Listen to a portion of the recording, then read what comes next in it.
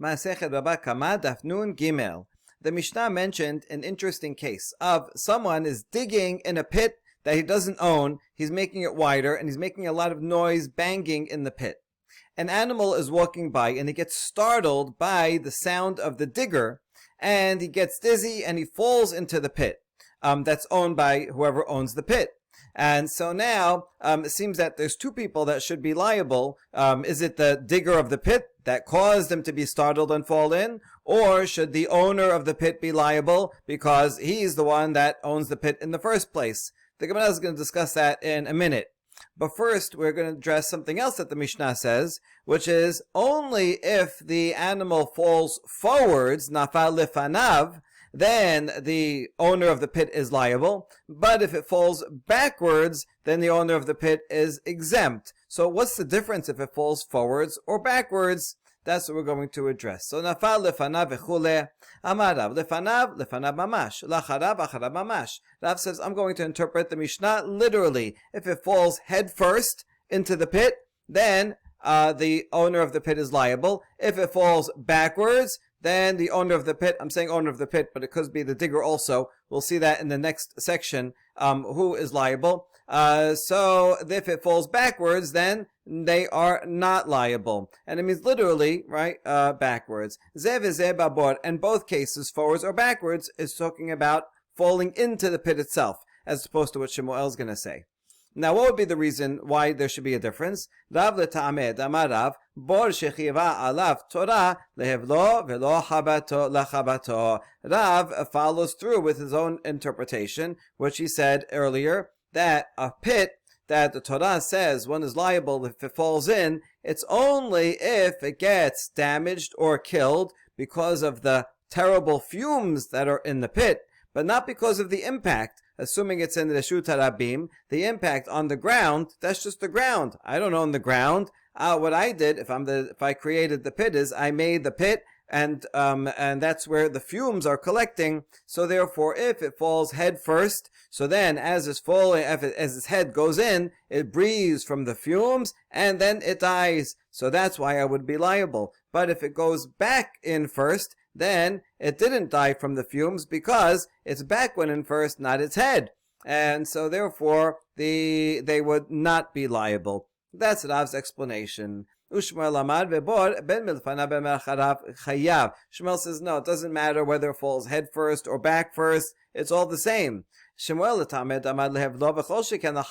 Shmuel also is consistent with his reasoning because he said that an owner of a pit is liable whether the animal is killed or damaged from the fumes, or all the more so if it's by the impact of it, the impact of it falling onto the bottom. One is also liable, and therefore it makes no difference whether it falls head forwards, head first, and it dies from fumes, or in any way backwards or any type of way, and it dies from the impact.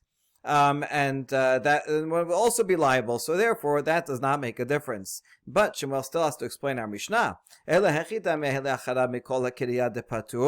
in what case do we say that if it was startled by a digger and fell backwards, then they are not liable? We're talking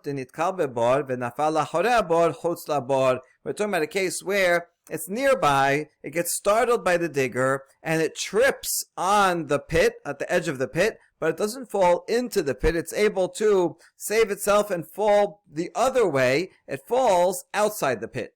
So it is because of the digger was the one that caused it to be startled, but it didn't actually fall in the pit. So certainly the owner of the pit's not going to be liable, and the digger only did something indirectly. I mean, if you scream in the middle of the street and then someone looks back and then bangs into something as they're walking or driving, right? You're not going to be held liable just for making a noise.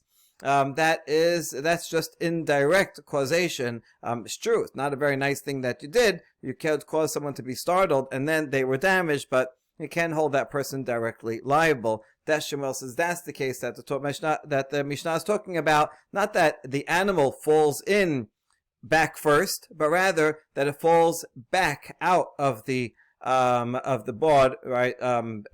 So towards away from the board. That's what it means back.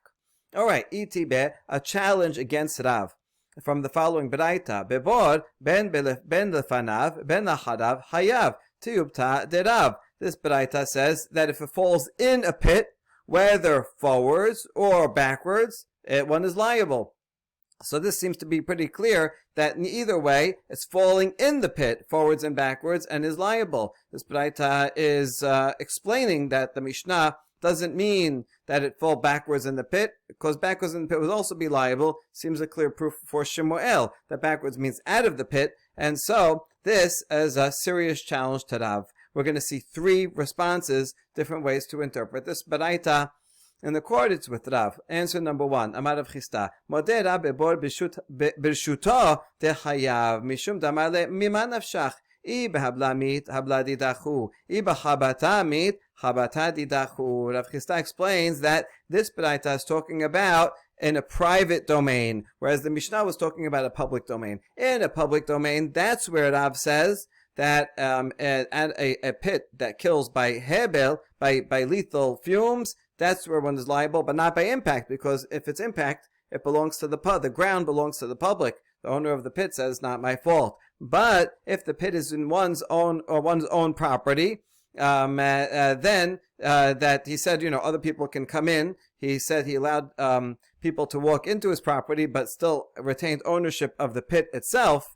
Well, then the owner of the animal that falls in could say, either way you're liable. If it's because of the fumes that are in there, so these are your fumes in the pit in the pit that you dug in your land. And if it's from impact, that's also your land. You own the field, you own the bottom of the pit, and so the impact on the bottom is also your fault. So even Rav would agree in that case that whether it falls forwards or backwards, the owner of the pit would be liable, and that's what this Beraita is talking about. All right, good answer. Answer number two, Rabba Amar. Hachav maiskinan b'mitapech, tinfal a'apeh ve'itapich v'nafal agabeh, tabla da'hanibeh a'hanibeh. Rabba says where this Beraita is talking about a case where it flipped over, it did a tumble sauce in midair, a 180. Pretty good. And so it fell face forward first. It breathed in the bad fumes and died from that. It happened to flip back over on its way down and landed on its back, but since the fumes already took effect and killed it, so that it's the fumes that killed it, even though it fell on its back at the end. So that's what it means, ben lefanav ben la'acharav. All right, not so easy to fit that in, but that's the second answer. Rav Yosef Amar Hacha b'niskei bor b'shor askinan. Ma'inihu sheb'ish et memav v'la shena lefanav v'la shena lacharav mechayev. Rav Yosef interprets it completely differently. He says it's talking about not the damage to the ox, but the damage to the bor. We're talking about a cistern that's full of water, and this animal fell in, causing the water to be ruined. And so this Beraita is teaching whether the animal fell forwards or backwards and ruined the water, the owner of the animal is liable to pay for the cistern owner for his ruined water. In which case, right, in that case, yeah, it wouldn't make a difference if it fell forwards or backwards, but this is not talking about the case of the Mishnah at all. It's the opposite.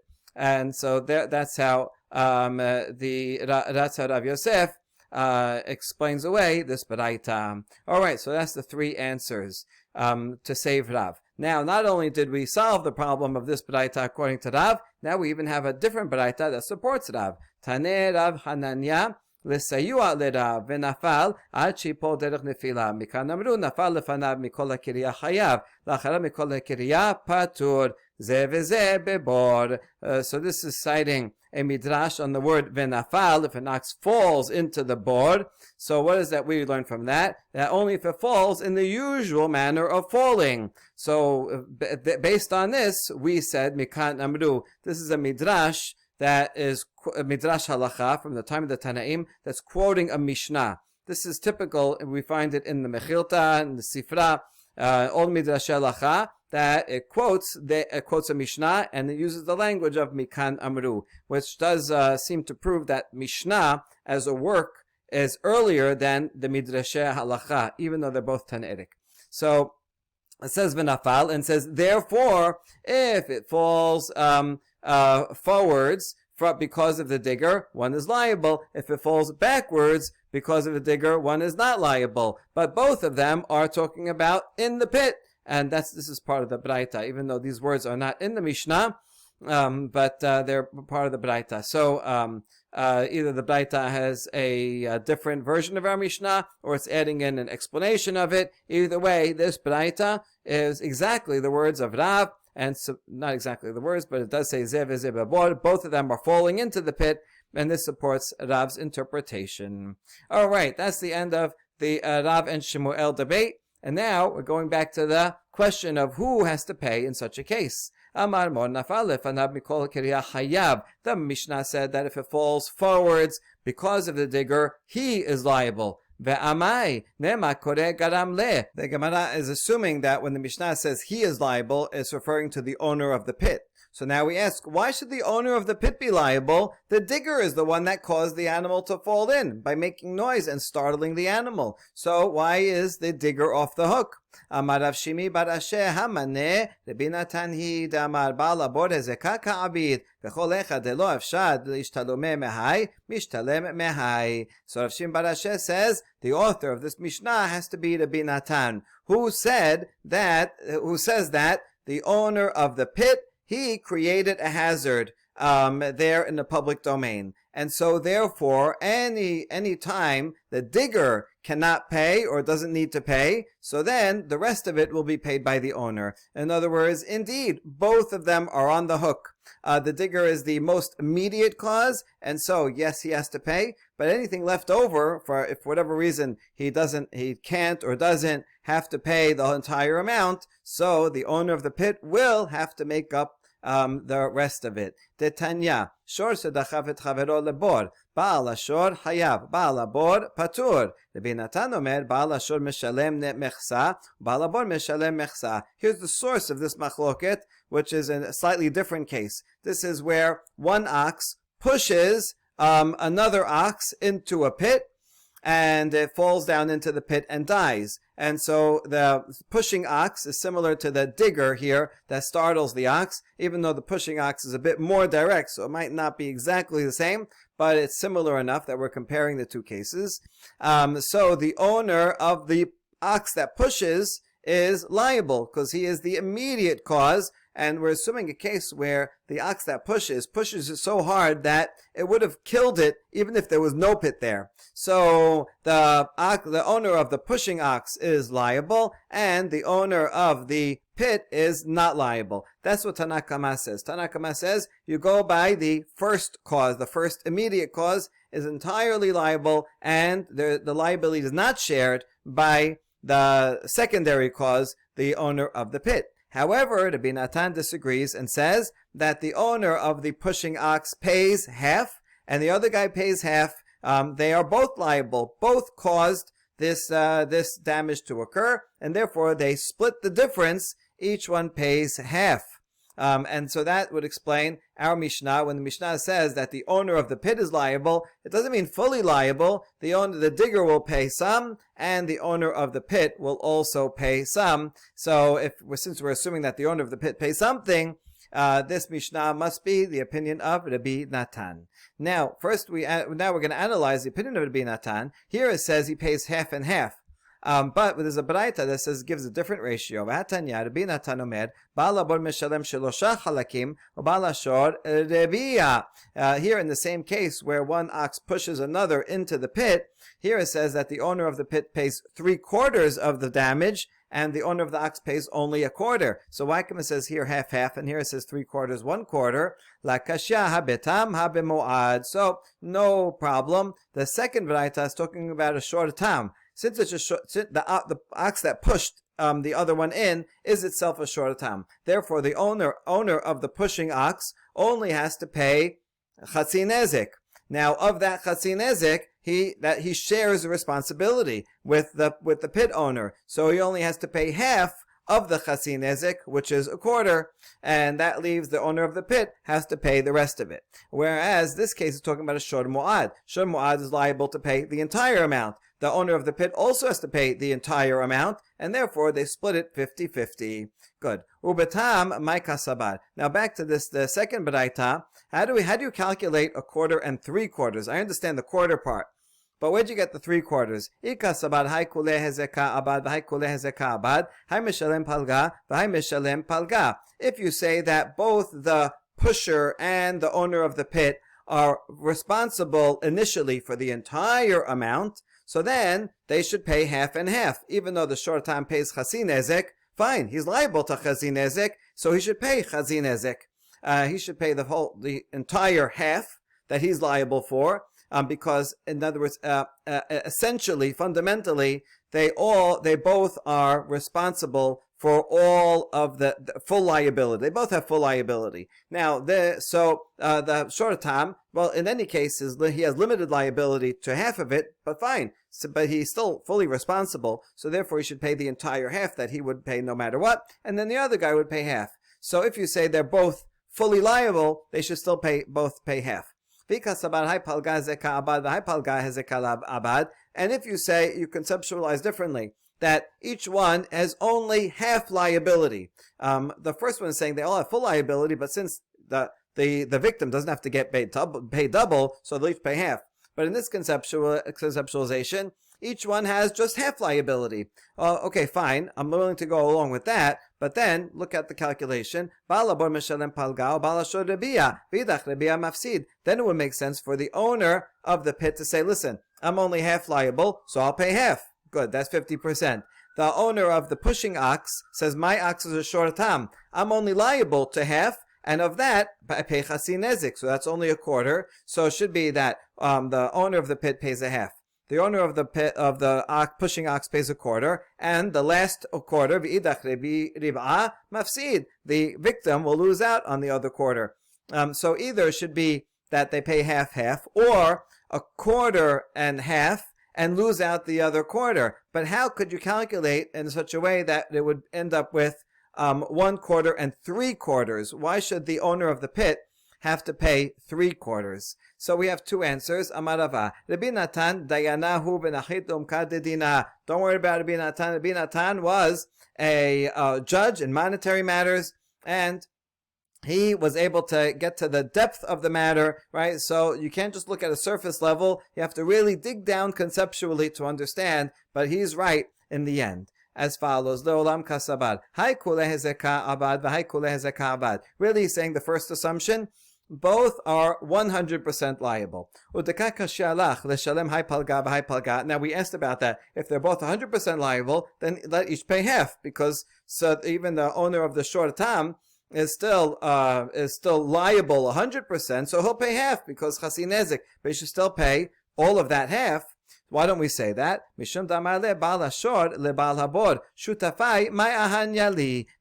in that case, the owner of the ox can make a claim against the owner of the board and say, what has your partnership helped me? Right? I know we're both 100% liable, but you are partners with me in the 100% liability. And your being partner makes no difference to me. If you weren't around, and let's say I owned the pit also, well, no, if I own the pit, but if there was no pit there, and my ox pushed the other ox and killed it, I would pay half. Now that your pit is there, and you share in the liability, I should still have to pay half. Your partnership should reduce my payment. And so that's a valid claim. That makes a lot of sense. And therefore, yes, even though they are both 100% liable, still the partnership should reduce the payment of the owner of the pushing ox, and so it does down to 1/4. That's one answer. Or another answer, Ibaetema. Leolam kasabad hay palga zeka abad v'hay palga zeka abad.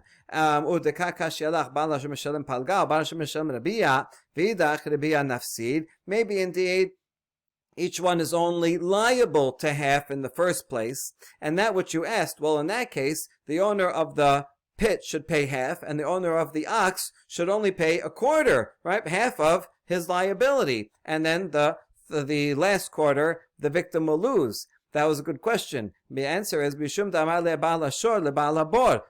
here, the owner of the ox that's killed, the owner of the victim ox, has a claim that he can present to the owner of the pit. And he can say as follows, Ana Torai beberach ashkechite. Listen, all I know is I came to the scene and I see my dead ox in your pit, right? The police come, the scene of the accident, and this is what they see. At ketalte, and therefore you are the one that killed it, right? I'm just looking here. My ox is dead in your pit. You're responsible. My deit li leishtalume mehaich mishtalamna. Madelet leishtalume mehaich mishtalamna mimach. And therefore, I can come and claim against you that which I can get paid from someone else, right? From the pushing ox. I'll get that, and you don't have to pay that. That's fine. Whatever the maximum I can get from him, which is a quarter. But that which I don't receive from him, I'm going to receive it from you. In other words, because in the end, the entire ox is in the pit, dead, and so the pit is the final,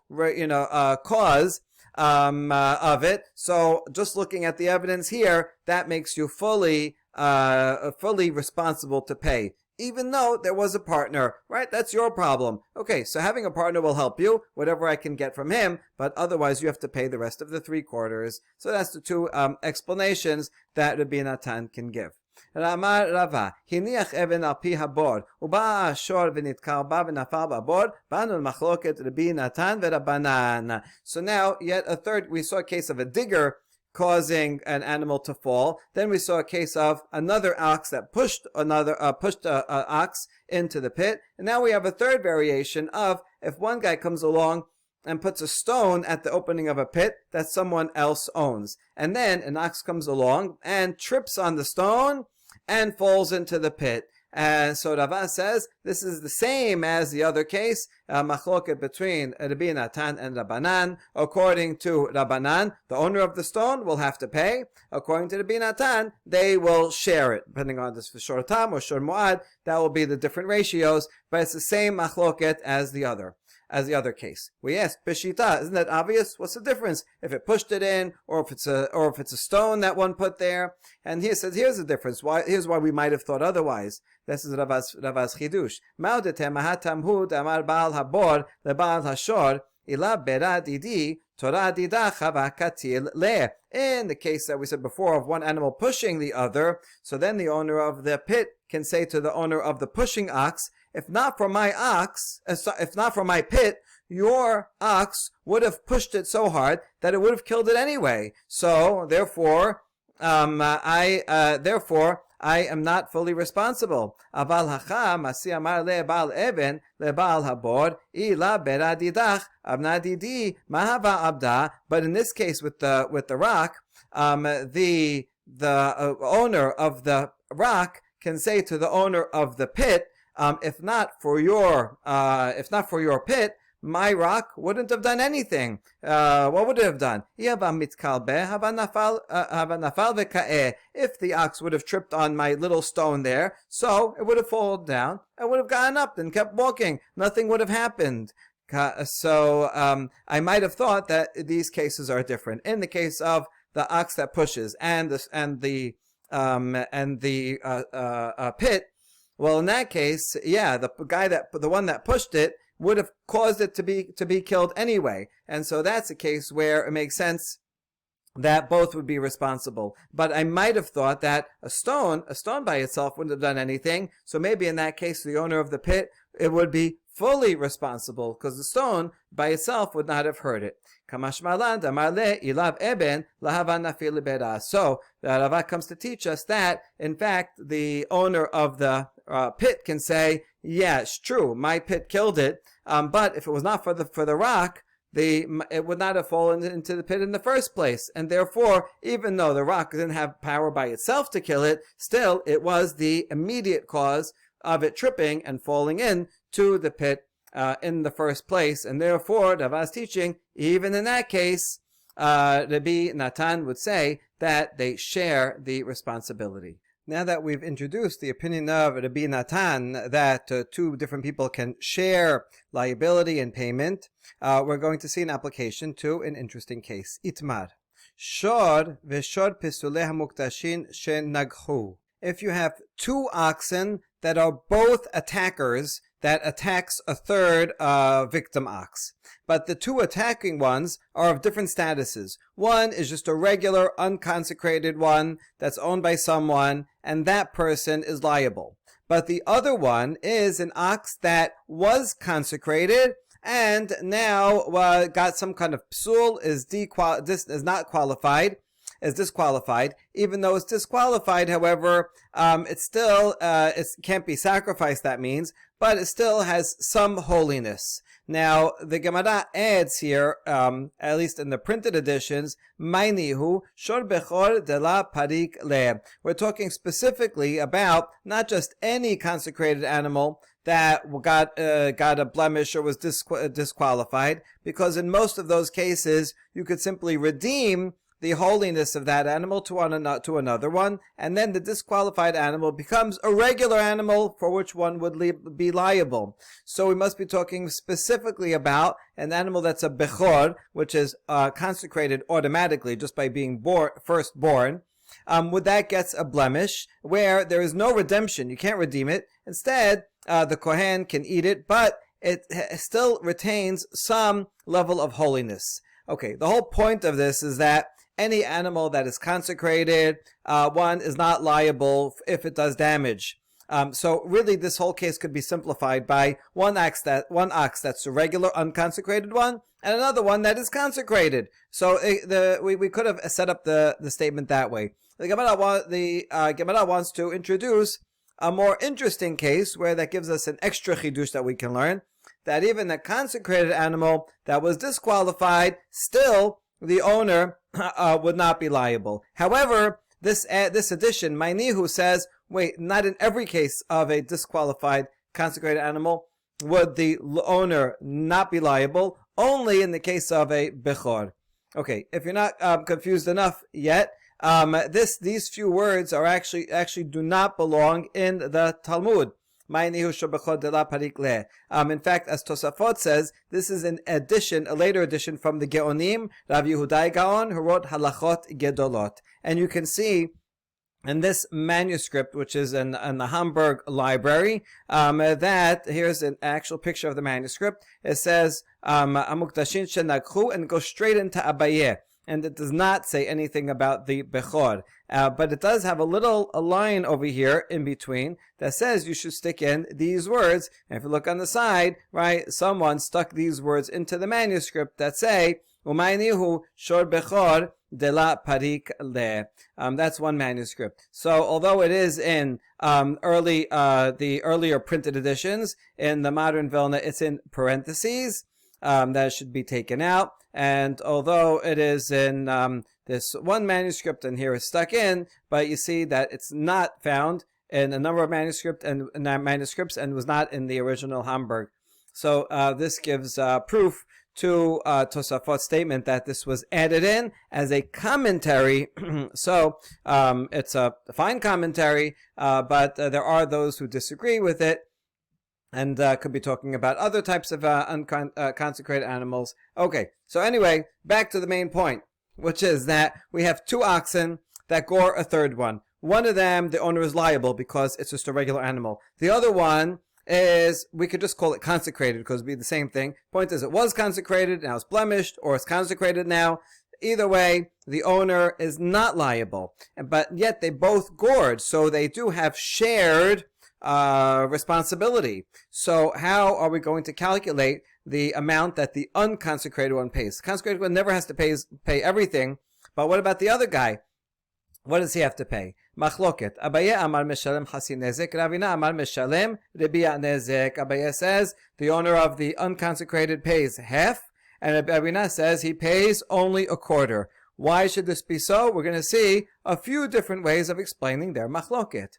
Here's one way. Ha veha betam. Ha kerabanan veha kerabinatan. We could say that both animals are tam, and so therefore the liability is limited to hatzi nezek, only half. But Ravina, who says a quarter, he's following Rabbanan.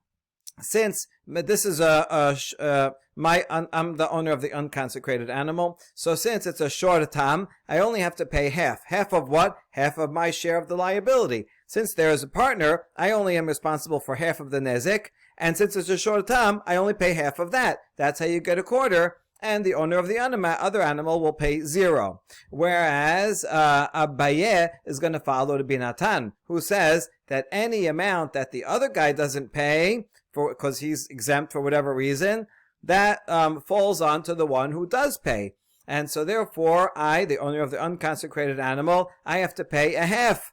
I have to pay my quarter, because my half of the responsibility, but I also have to pay for the other, since the other guy didn't pay, I have to pay, and I still have to pay up to half because it's a short time, so I have to take care of the entire Hatsi Nezek. That's one answer. Or another answer is, everybody's following Rabbanan, that I, the owner of the unconsecrated ox, only have to pay for my share. But the Abaye and Rabbi are actually talking about two different cases. Rabbi who said a quarter says that we're talking about a short tam. So therefore, I'm only liable to half of it because I have a partner and I don't have to deal with his half because we're following Rabbanan. And of that half, it's a short time, so I only pay a quarter. Whereas Abaye says that we're talking about a shor mu'ad. That's the case he was talking about. There's really no machloket, talking about two different cases. And since it's shor mu'ad, so I'm only responsible for half the liability because I have a partner, and so go to him for the other half. But that's not my problem. He's not going to pay, but I don't have to pay because we're following the banan. But shor mu'ad, so I have to pay the entire amount of my liability, which is the full half. That's the second. Third answer, Abaye amar hasi nezek, Rabina amar kule nezek. The third explanation actually changes the terms. Abaye remains the same. He said hasi nezek. But Rabina, now we're changing what he said from a quarter to a whole, which is kind of curious. Maybe our tradition was that Abaye said a half, and Rabina disagrees. But which way does he disagree? Is he more lenient or more stringent? Anyway, this is another, brings up another set of possible explanations. Since Ravina says the full amount, so we can explain as follows. That everybody's talking about a shor mu'ad. But Ravina, who said that you have to pay the full amount, that would be actually like Rabbi Natan, because Rabbi Natan says, listen, the shor mu'ad, so, and there's two partners, so I'm liable to half. The other guy is liable to half, but that guy's not going to pay because it's consecrated. So therefore, whatever he doesn't pay, I have to pay. Shor mu'ad, I'm going to have to pay the whole thing. Whereas Abaye, who says half nezek, that would be like Rabbanan. Rabbanan say that I don't have to pay for his half. That's their problem, and they're not going to pay at all. And I only pay my half. I have to pay half. Because it's a shor mu'ad, so I have to pay the entire amount I'm liable for, but I'm only liable to half because there is a partner. And the last explanation is still we're keeping with the half, and Rabbi Natan says all, and both are following Rabbi Natan. So Rabbi Natan says it's a shor mu'ad, and that's why I have to pay the full amount. That would basically be the same as here, as this setup. And Abaye says we're talking about a short tam. Since it's a short tam, so I have to pay for my liability is limited to hasi nezik. Now, since I have a partner, really I only have to pay a quarter. But since my partner can't pay, doesn't need to pay, so I have to pay my quarter and his quarter also. That adds up to a half. All right, that was a fun logic experiment.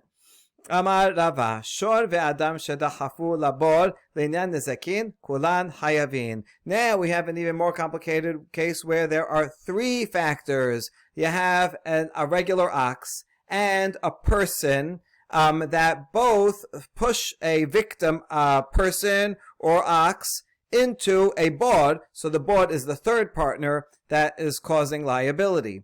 Linyan nezakin kulan hayavin. Regarding damage that happens to the person, let's say we all three push a person into it, and the person gets damaged, we all have to share the liability of the damages, because any one of us alone, right, an ox that pushes someone, a person that pushes someone, or a person that falls into a pit, each of these three would be liable, so now we all have shared liability. However, regarding the other 4 payments for livelihood, pain, medical costs, humiliation, or if the person that fell in was a pregnant woman who loses her offspring. So only a human is responsible, right? A human, the 4 payments are only paid when a human harms another human. So that would, only the human would have to pay those things, whereas the owner of the ox and the owner of the pit do not have to pay for the 4 other payments or for the lost offspring. Linyan kofed ushloshim shel ebed. Now, if the 3 of us pushed a human in and killed the person, or the 3 of us pushed a slave in and killed the slave, for which usually a slave that's killed, one has to pay 30 coins. Well, in that case, only shor hayav, the payment of kofed, right, is only if my animal kills another person. Then I have to pay kofed if it's a shor mo'ad, and only if my animal kills a slave, then I have to pay 30. Both of these are limited to my ox that kills. But if a human kills someone, regular person or slave, or a bor kills a person or a slave, they do not pay kofed. They may get capital punishment. They don't pay kofed, and they don't pay the 30 coins as a fine for killing a slave. Linyan kelim veshor pisulah muktashin adam veshor hayabin ubor patur. Now, if we 3 together pushed in something and caused the vessels to break, or the animal that fell in was not a regular animal, but it was a consecrated animal that got disqualified, or it could just as well be a fully consecrated animal. In that case, if the human would be liable to his share, and the regular ox also would be liable, because a human that breaks vessels or damages a consecrated animal is liable. So to a shor that damages vessels or a consecrated animal is also liable. But for bor, not liable, right? A bor that damaged vessels, the owner of the bor is not liable. And also a bor that damages a consecrated animal, any time where the baal abor cannot take the nevela, the dead animal, and use it for himself, the owner of the bor does not have to pay. My tama, how do you know that last law? Amar kera v'hamet yihiyelo, b'mi shehamet shelo, yasazeh she'en hamet shelo. In the context of a bor, it says that the carcass will be his, meaning it will belong to the owner of the pit. Therefore, the owner of the pit is only liable in a case where he can keep the carcass. But in a case like this, where he cannot keep the carcass because he can't do anything with it because it's consecrated, so the owner of the pit does not even have to pay for it. Okay, very interesting. This is a good a homework experiment for students, right? To have to figure out, in this case, which one is liable and which one's not. But now we ask, Rava was the author of this entire statement. Now, lememra de peshita le Rava. So that means Rava knows for sure this last halacha, but didn't have a question about it. Rava actually presented a dilemma about this very question. If a consecrated ox that got disqualified fell into a bor, what is the law? Do we say, as we just did, this midrash, that the consecrated animal, so the carcass belongs to the owner of the pit, so he's only liable if he can keep the carcass, but if he can't keep the carcass, then he's not liable? Do we say that, which is what we just assumed? Or maybe that the carcass is his. The his actually refers to the owner of the animal. That the owner of the animal, he has to go and take the carcass, and he has to deal with it, sell it, whatever he can get for it. But it's his responsibility, which is the opposite explanation. And Rava himself wasn't sure about it. But yet in the halacha that he just presented, he seems to know that it is in fact the owner of the pit that keeps it. So the answer is Batar debaya hadar pashta. He did have this question originally, but after he had the dilemma, he looked into it, he researched, and he came to the conclusion of this, the first midrash, that indeed the owner of the pit gets the carcass, and if he can't get it, then he doesn't have to pay at all. Okay, so now if we use this in the context of a pit, to teach me that halacha, then where do we learn this other halacha that the owner of a carcass, it's the owner that has to deal with it? When does that apply? Nafkale mean hamet yehelo deshor. Oh, this phrase hamet yehelo also appears in the context of an ox that kills another ox, and it says hamet yehelo. So we learn from that hamet yehelo that the owner of the dead ox is the one that takes the nevela and he has to deal with it, not the owner of the attacking ox. Now we ask, my chazit de והמת יהיה לו דשור מפקת לבעלים מטפלים בנבלה, והמת יהיה לו דבור מפקת למי שהמת שלו, הפוך אנא. Now these are exact same words. So why did you see fit that this phrase, והמת יהיה לו, said regarding an ox? From there you learn that the owner of the dead ox keeps it and he has to deal with it. But the same phrase, והמת יהיה לו, that's said in the context of a pit, that we learn that the owner of the pit keeps it, and if he can't keep it because it's asur b'hana'ah, then he doesn't have to pay at all. Why don't you switch them around and say that the laws apply the other way around? And the answer is mistabera patur gabe bor ho'ilu patar bo et hakelim. It makes sense that the leniency is that if the nebela is not usable, then he's off the hook. It makes sense that we should apply a leniency to the owner of the pit, because the owner of the pit also has another leniency that he doesn't have to pay for vessels that are broken. So we already see that we are lenient for him regarding one law. So it makes sense that this leniency also should apply for him. Now we ask, wait a second, an owner of an ox also has a leniency that if he is a short tam, then he only has to pay hasi nezek. That leniency of hasi nezek does not apply to a shor. So maybe we should take this leniency of, if you can't use the ox, then you don't have to pay at all, and apply it to the shor who has a leniency. And we answer, no. We never find, in the case of an attacking ox, goring ox, that he doesn't have to pay anything at all, right? Either he has to pay full amount shor mu'ad or half for chasi nezek, but still he has to pay something. The greater leniency is that regarding board, where if it's vessels, he doesn't have to pay anything at all. So it makes sense to apply this other law in which he doesn't have to pay anything at all, because the nevela cannot be used, that should be applied to the board and not the shor. Baruch Adonai le'olam. Amen ve'amen.